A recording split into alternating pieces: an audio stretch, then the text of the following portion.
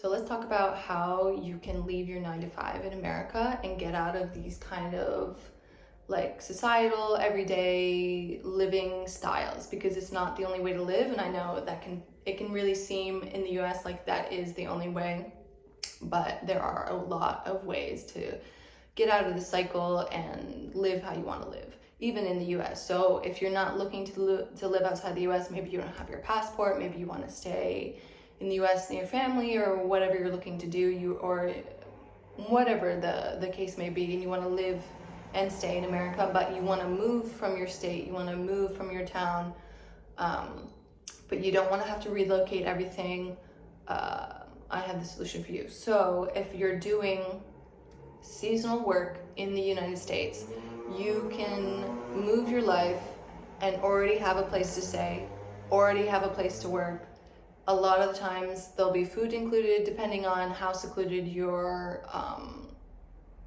job offer is. Sometimes there will be food, sometimes there won't be food, but if there is not provisions for you where you're staying, your job most likely will provide you with food. So where have I lived? So I've lived a lot outside of the US, and I've worked a lot outside of the US on working holiday visas in Australia and New Zealand, but not all the time, especially during COVID. After COVID hit, I had already had my Australia visa granted, but couldn't go. I got stuck.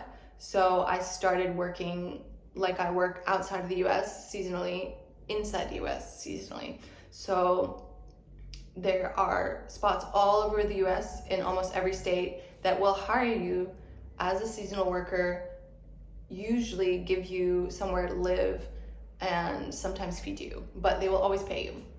So depending on what you're needing of that, sometimes you'll have a car, sometimes you'll need a car. Most jobs no. Most jobs will have space for you on site, whether it's free or you have to pay. Most of the time you have to pay now.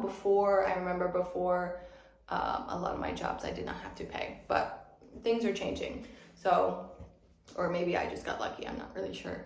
So there is a lot of work. Where I work, I would say the most is in Alaska. So there is a ton of seasonal work in Alaska, because obviously there isn't a lot of people who live in Alaska, but there is a lot of travel and tourism in Alaska. So a lot of people will come for the winter season or sometimes the summer season. It depends what type of work you're looking for. If you're working with people who want to come fishing or want to see the bears or want to see certain things that only happen in the summer, you'll be there in the summer. But a lot of the tourism in Alaska is in the winter time for the snow and the aurora.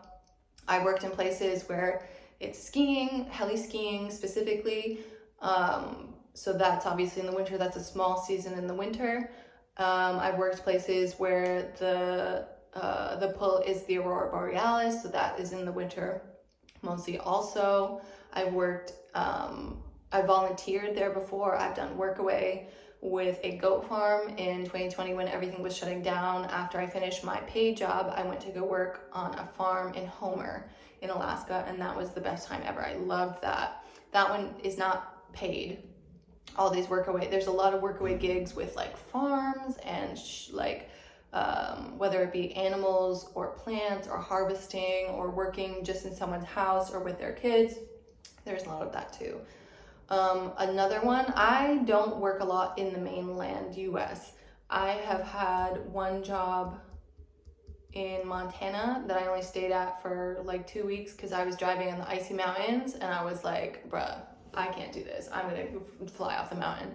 So I don't work a lot in the mainland, but I work a lot on islands just off the coast of the US, because there are obviously the same thing with Alaska. Not a lot of people who live on these islands, or not a lot of people who live on the islands who want to work in the tourism industry, but there is a huge gap. So some of the islands, I work on an island off the coast of Rhode Island, which is where I live in the US, or where I live sometimes in the US.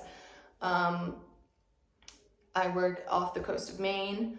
I work all over the place, and on these islands there's like the big Catalina Island and the Mackinac Island. There's a ton of islands that get so much tourism every year, and they need seasonal work employees, because usually these islands are only inhabitable, like the ones I work on off the East Coast are only really visited by people in the fall, the summertime, and the late spring. So in the winter time, there's nothing going on. So what they do is they hire people from all over the country, usually younger people, but I work with people who are like 16 to like, I think almost 70, and people in their late 60s or 70s, I'm not sure. But it doesn't really matter how old you are. It's more of a young crowd, but if you're looking to work hard, and that's another thing with these jobs, it's not for everyone.